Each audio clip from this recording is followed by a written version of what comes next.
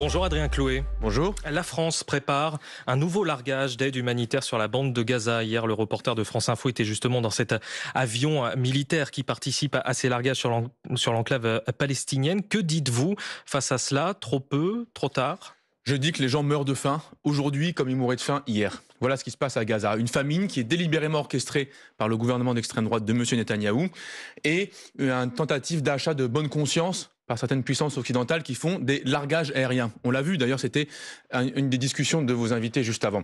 Les largages, pour une bonne partie, n'arrivent même pas. Il y en a qui tombent dans l'eau, il y en a qui arrivent en territoire israélien. Et lorsque une palette arrive sur place, eh bien, vous avez des gens qui sont à plusieurs centaines pour essayer d'accéder à ce minimum d'aide humanitaire. On parle de 20 grammes par Gazaoui. Donc ce sujet n'est en aucun cas réglé. Il faut ouvrir immédiatement l'accès à l'aide humanitaire parce que l'équivalent d'un camion, c'est des dizaines de palettes. France Info, justement, je le disais à un reporter, on se rend compte que l'armée française, en tout cas, fait attention à faire tomber les palettes dans des endroits où il n'y a pas de risque. C'est ce qu'on entendait dans le reportage. Mais tout de même, vous dites acheter une bonne conscience. Mais en tout cas, est-ce que la France n'a pas la nécessité de faire cela si Israël ne consent pas à rouvrir les points de passage terrestres? Non, la France doit exiger la rouverture des points de passage terrestres. Mais c'est ce qu'elle sinon, fait. La diplomatie française réclame cela et pourtant oui, Israël ne coopère pas dans ce sens-là. Quel grand succès! La diplomatie française doit utiliser les moyens qu'elle a à sa disposition pour contraindre M. Netanyahou à ouvrir ses points de passage. Lesquels? À savoir, par exemple, l'embargo sur les armes. Par exemple, le gel des avoirs. Par exemple, le fait de ne pas laisser ce monsieur survoler le territoire national alors qu'il est poursuivi par la Cour pénale internationale et que son avion doit être arrêté, arraisonné et doit être livré à la justice mondiale. Alors l'embargo sur les armes que vous citez, en fait la France ne livre pas d'armes à Israël. Le premier fournisseur d'armes à Israël, ce sont les États-Unis. Si la France décidait cet embargo, est-ce que vous pensez que ça aurait malgré tout une efficacité ? Oui, je pense que ça en aurait une. D'abord parce que, oui, des armes transitent par le territoire français. Vous vous souvenez qu'à Fos-sur-Mer, il y a quelques semaines de cela, on a arrêté une cargaison et vous avez vu aussi qu'il y a un ensemble d'équipementiers français qui contribuent à l'armement israélien. Par exemple, des grandes entreprises dans l'aéronautique qui fournissent des drones, qui ont un usage militaire en Israël. Donc il n'est pas vrai que la France ne soit pas fournisseuse, elle l'est. Donc on a un devoir moral d'appliquer le droit international et d'empêcher les massacres de se poursuivre par tous les moyens disponibles en France. Et puis évidemment, porter une voix forte. Lorsque la France parle, parfois elle est suivie. Regardez par exemple sur la reconnaissance de l'État palestinien. Ça fait des années qu'on le demande. Ça fait 11 ans que l'Assemblée nationale a voté la reconnaissance de l'État palestinien. Monsieur Macron nous annonce peut-être qu'il va le faire en septembre. Alors ça risque de reconnaître un cimetière géant, mais enfin, au moins on a gagné moralement sur la reconnaissance. Eh bien, que se passe-t-il? Différents pays suivent et emboîtent en Ça disant... ne fait pas infléchir la position israélienne. La guerre est toujours aussi féroce, sans doute. Il n'y a pas eu vraiment de conséquences concrètes sur la suite de la guerre. Et parce qu'on ne le reconnaît pas encore. Parce qu'on ne le reconnaît pas encore. Mais Oui, du mais moment elle est qu'on le annoncée reconnaît, ça veut quasiment. dire qu'on reconnaît les frontières, notamment de 67. Et ça signifie que les colons israéliens, par exemple, ne sont pas juste des personnes qui seraient venues s'installer ici, mais bel et bien des occupants étrangers d'un territoire que la France reconnaît. Et donc, ça justifie encore plus de sanctions par rapport à ce gouvernement. Mais concrètement quand même, qu'est-ce que la France devrait faire? Parce qu'on voit bien, évidemment, vous êtes dans votre rôle, vous êtes dans l'opposition, mais est-ce qu'il faudrait, par exemple, comme l'a dit Marine Tondelier, est-ce qu'il faudrait que, donc des Verts, est-ce qu'il faudrait que la France envoie la marine nationale au large de Gaza? Est-ce que ça pourrait être une solution, par exemple? Alors nous, les Insoumis, nous avons proposé le déploiement sous mandat de l'ONU, en fait, de casques bleus sur place. Parce que on peut envoyer la marine pour faire des transports plus faciles. Le problème, c'est qu'il n'y a pas de port en eau profonde au large de Gaza. Donc ça vient largement limiter techniquement, logistiquement, la pertinence de la proposition-là. Mais oui, il faut que la France se déploie. Par exemple, vous avez bien vu qu'il y a 2 semaines de cela, il y avait un bateau humanitaire, le Handala, qui était en route pour Gaza. Ce bateau n'a pas eu de protection militaire française, alors qu'il y avait des ressortissants français à bord. Eh bien moi je pense à mes collègues Gabriel Catala et Emma Fourreau, qui sont députés de la France Insoumise, elles devaient avoir la protection militaire de la marine française pour arriver à bon port et livrer le lait infantile qu'elles avaient dans les soutes. Pardon, mais ces bateaux dits humanitaires, c'est le second en quelques semaines, mais est-ce que l'objectif, c'est pas essentiellement de faire de la communication? Parce que quand ce bateau part, il sait que de toute façon, il ne pourra pas accoster. Ah non, le fait qu'il accoste ou pas dépend de la position de la France. Si la France encadre le bateau et l'accompagne jusqu'à bon port, je n'imagine pas que la marine israélienne aille couler des bateaux français. Non, mais aucun bateau ne va accoster à Gaza. C'est fermé, c'est pas possible. Mais parce qu'il y a un embargo illégal. Donc vous voudriez qu'un bateau français militaire escorte jusqu'à Gaza. Mais alors vous Bien sûr, si l'embargo est illégal, on a un devoir de le rompre. Vous parliez Donc c'est ce tout à que l'heure. font mes collègues. Vous parliez tout à l'heure d'un mandat de l'ONU pour pouvoir intervenir. L'ONU, il y a un Conseil de sécurité, des membres qui ont un droit de veto. Les États-Unis sont des alliés indéfectibles, surtout sous Donald Trump d'Israël. Les Nations Unies sont impuissantes dans ce dossier. On le voit depuis le début de la guerre, depuis 3 ans. Comment vous pourriez convaincre l'ONU de donner un mandat pour une intervention militaire ou de maintien de la paix dans la bande de Gaza? Déjà en le proposant parce que personne ne le fait. Et ensuite parce que la France c'est peut-être a un infaisable. devoir. Ben non, mais vous savez, les choses sont infaisables quand on les fait pas, c'est sûr.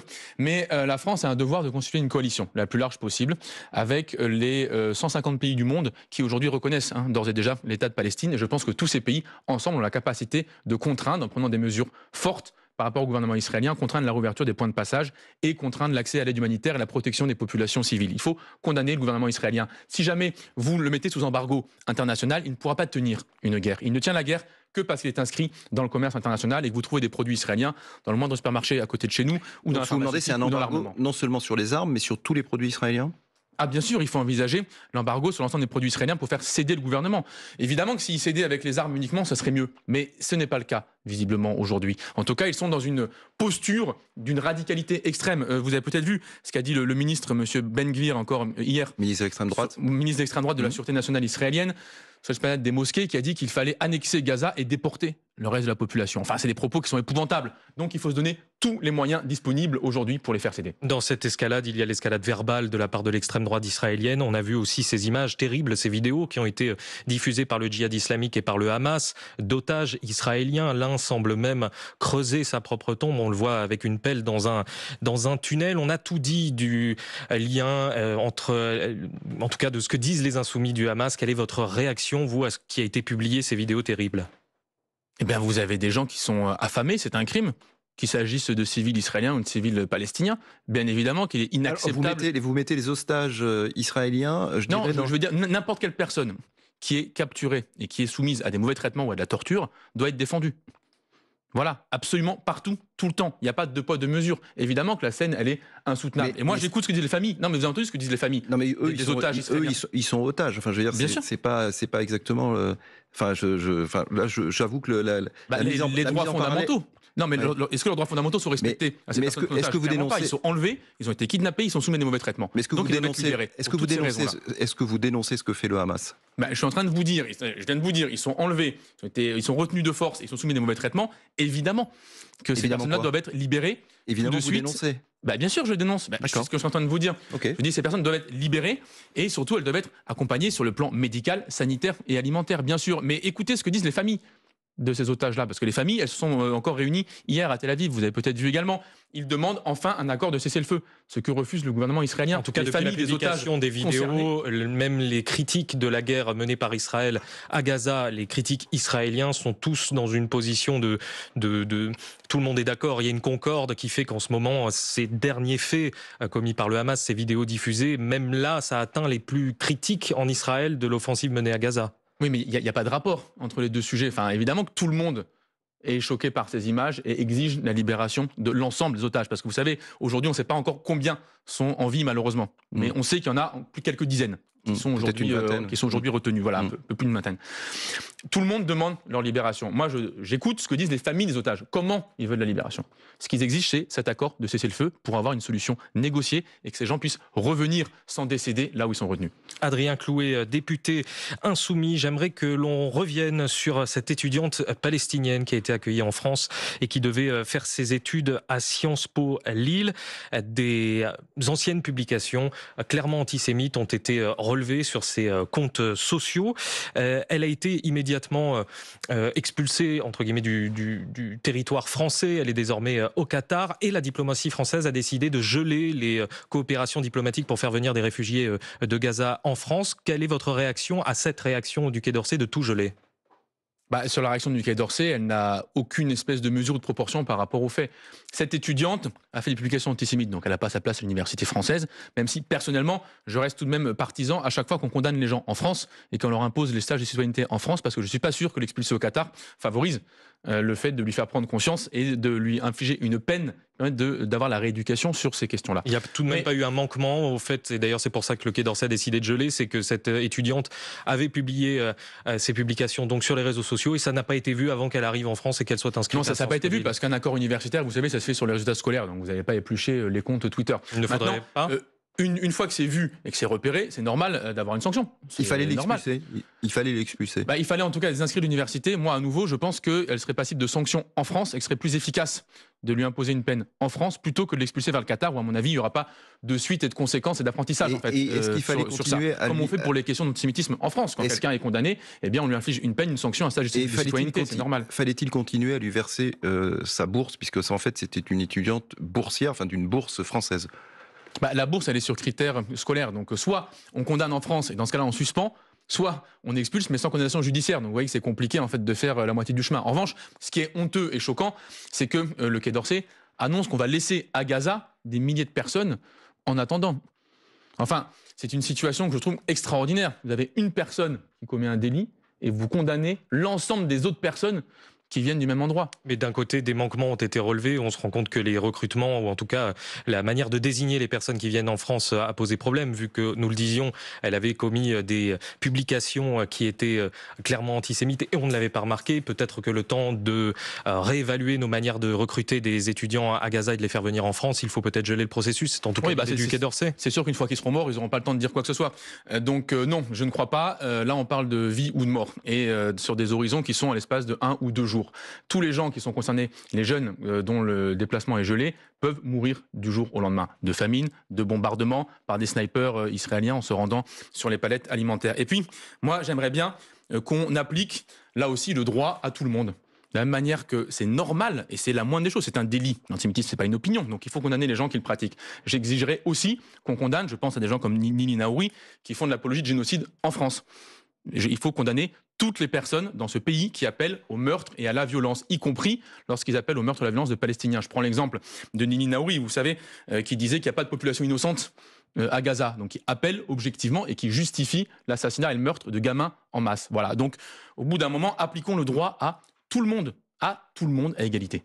Adrien Clouet, député LFI de Haute-Garonne, vice-président de la Commission des Affaires sociales de l'Assemblée nationale. Vous restez avec nous. On va revenir d'ailleurs sur les annonces de Catherine Vautrin, la ministre qui veut faire la guerre à la fraude fiscale. Je vois votre réaction. Vous avez beaucoup de choses à dire. On se retrouve juste après le fil info à 8h45. Héloïse Roger. Pauline Ferrand-Prévot entre dans la légende avec sa victoire hier sur le Tour de France. À 33 ans, la coureuse s'est imposée avec 3 minutes 42 secondes d'avance sur sa dauphine Demi Vollering. Elle a marqué l'histoire selon la directrice du Tour de France Femmes, Marion Rousse. Une victoire française sur la grande boucle, ça n'était pas arrivé depuis 1989 avec Jeannie Longo et 1985 avec Bernard Hinault. Une décision cruciale attendue aujourd'hui pour le deuxième opérateur français et ses 8000 employés. Altis, maison mère de SFR, doit être fixée aujourd'hui sur l'accord trouvé avec les créanciers pour éponger les 24 milliards d'euros de dettes de l'entreprise. Le tribunal économique de Paris doit rendre sa décision dans la journée. Aux États-Unis, Donald Trump confirme la venue de son émissaire Steve Witkoff en Russie dans 2 ou 3 jours. Annonce après l'ultimatum fixé par la Maison-Blanche la semaine dernière de mettre fin à la guerre en Ukraine sous une dizaine de jours sous peine de sanctions financières. Et puis encore du monde sur la route. Aujourd'hui, Bison Futé classe tout le quart sud-est en rouge dans le sens des départs. France Info. Le 8-30 France Info, François Baudonnet, William Guécosta. Avec Adrien Clouet, député LFI de Haute-Garonne. Alors, on l'évoquait à l'instant, Catherine Vautrin, la ministre du Travail et de la Santé, vient de dévoiler les axes de son projet de loi contre la fraude sociale, qui est prévu à l'automne, ce projet de loi. Elle espère ainsi faire économiser à l'État 13 milliards d'euros. La fraude sociale est une trahison de celles et ceux qui cotisent pour financer notre modèle social, dit-elle. Alors, est-ce que vous vous réjouissez du fait qu'il y ait moins d'argent public injustement distribué ? Ah bah si jamais c'était le cas, on pourrait que s'en réjouir, mais là, il faudrait parler un peu des 211 milliards d'euros d'aide aux entreprises sans aucune condition. Mais revenons quand même sur le cadre général de Madame Vautrin. On est le 4 août, vous savez, aujourd'hui c'est la journée historique de l'abolition des privilèges en France. Ça serait bien qu'on abolisse le privilège de certains ministres. T'allais dire n'importe quoi sur le plateau de télé, c'est en contradiction. Notamment, Madame Vautrin vient nous parler de fraude. Alors, on est dans un pays où il y a 100 milliards, tout le monde doit bien comprendre, il y a 100 milliards de fraude fiscale. Des très riches qui mettent du fric dans les paradis fiscaux ou utilisent des régimes de donation, etc. Ou du travail au noir également, hein. Ça comprend le travail au noir, ce chiffre. Tout à fait, ça le comprend, mais ce n'est pas la plus grande partie en termes de volume de capital. Vous avez 100 milliards d'euros de fraude fiscale. Elle s'intéresse à 13 milliards d'euros qui seraient de la fraude sociale. Elle s'appuie sur un rapport, le Haut Conseil aux finances publiques. 13 milliards d'euros. Ce chiffre de 13 milliards d'euros, c'est le bon, selon vous? Qu'est-ce qu'il veut dire, justement? Donc elle s'arrête sur 13 milliards. Dans ces 13 milliards, qu'y a-t-il?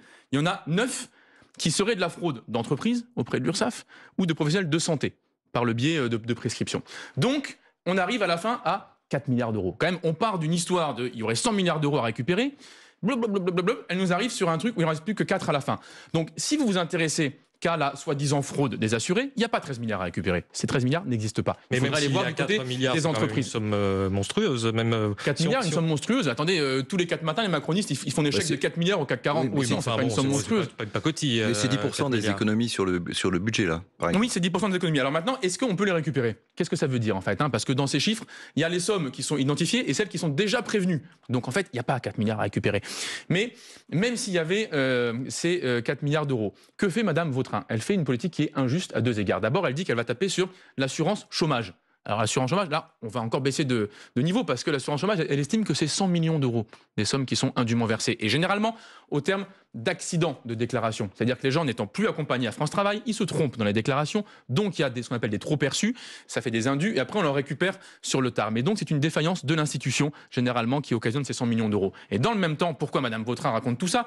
Pour faire un écran de fumée géant et cacher le fait que dans notre pays, un tiers des gens n'ont pas accès aux prestations et aux droits auxquels ils ont le bénéfice reconnu. C'est le cas aussi pour l'assurance chômage.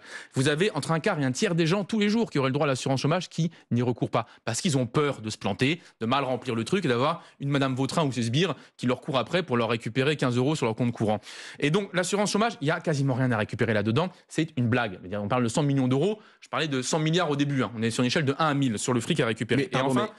Sur les arrêts maladie, attendez, parce que je veux bien comprendre ce que vous dites. En gros, la lutte contre la fraude sociale, selon vous, c'est pas un sujet? Parce que la fraude sociale n'est pas un sujet. Il n'y a quasiment rien à récupérer. Ça dépend. La fraude sociale, je le disais, si c'est du côté entreprise ou praticien de santé, là, il y a 9-10 milliards. Mais Madame Vautrin est en train de nous parler de l'assurance chômage. Oui, mais par exemple, sur les transporteurs sanitaires, Catherine Vautrin, elle évoque les dispositifs de géolocalisation, de systèmes électroniques de facturation pour éviter, parce qu'on sait que la facture du transport sanitaire ne cesse de gonfler. Oui, pourquoi notamment avec le recours au taxi et au VSL. Donc ça pourrait être une bonne mesure. On ne va pas taper chez le patient, on vérifie si les prestations sont les bonnes. Non, mais posons bien la question, pourquoi ça augmente depuis 15 ans? Je vous laisse me répondre. Je vais faire tout de suite. Parce qu'on ferme les services de santé de proximité.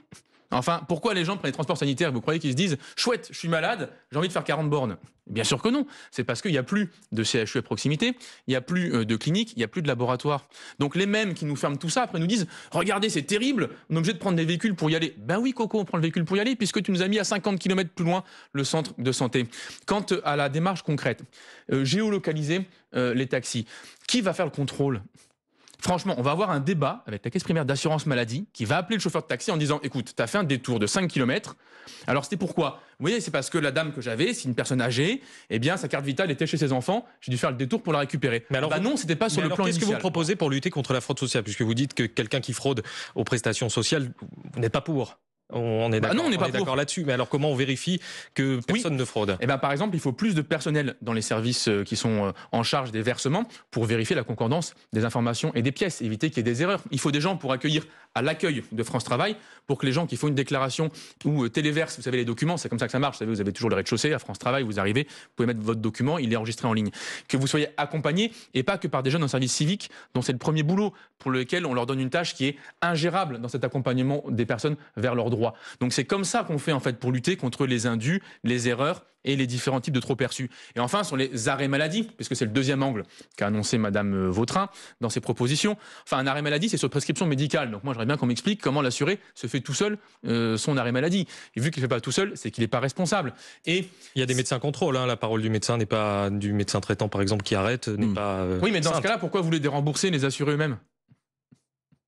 Vous voyez bien que ça n'a aucun rapport avec l'objet et avec les causes éventuelles de certains arrêts maladie. Et un arrêt maladie, il faut quand même le rappeler, c'est pas un truc de confort. L'arrêt maladie, il existe, il a été inventé dans le droit français pour que les gens malades ne contaminent pas leurs collègues. Parce que lorsque vous déremboursez, les gens ils vont avec la grippe au boulot et vous avez 3 grippés à la fin de la journée. Adrien Clouet, député insoumis, je voudrais vous poser très rapidement une question. Il y a un rapport de l'OFAST sur le narcotrafic qui vient d'être révélé. Il montre que la France est devenue l'un des pays européens les plus touchés par le trafic de cocaïne. On parle de tsunami blanc. Est-ce que le gouvernement a pris la mesure suffisamment à vos yeux du problème et vous, comment vous lutteriez contre ce phénomène ? Oui, c'est un bilan catastrophique. Vous le dites, le rapport est clair, il n'y a plus aucune zone en France qui est épargnée par les différents trafics de stupéfiants.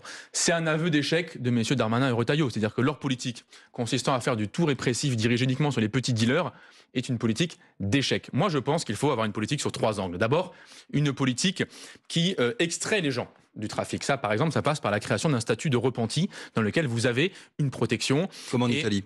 Exactement. Voilà, vous avez le bon exemple, c'est exactement ça. Comme en Italie, repenti, c'est-à-dire que vous avez une protection des droits parce que vous avez été extrait de ce système-là et vous avez pu dénoncer les personnes dedans. Deuxièmement, il faut un usage des biens mal acquis au service de la communauté. C'est-à-dire que vous sachiez que lorsque vous dénoncez du capital qui a été blanchi, etc., eh bien, il va rester au service, par exemple, de la ville et faire des dénonciations d'outils de développement. C'est ce qui se passe avec les voitures, par exemple. Mais oui, exactement. On saisit les voitures des narcotrafiquants pour les réutiliser pour la police, par exemple. Exactement. Mais est-ce qu'on n'utiliserait pas de manière utile l'ensemble des biens mal acquis pour le développement des villes ? Parce que lorsque des villes ont une partie de leur développement qui est basée sur des trafics illégaux, eh bien, évidemment, il faut l'utiliser. Et enfin, il faut légaliser la consommation du cannabis pour taper au portefeuille les grands groupes illégaux qui trafiquent. Et pour les empêcher de trafiquer, il faut reprendre la main nous-mêmes avec un contrôle de l'État. Merci Adrien Clouet, député LFI de la Haute-Garonne, vice-président de la Commission des Affaires sociales de l'Assemblée nationale, d'avoir été l'invité du 8h30 France Info. Merci à François Baudonnet d'avoir été là. L'info continue sur France Info.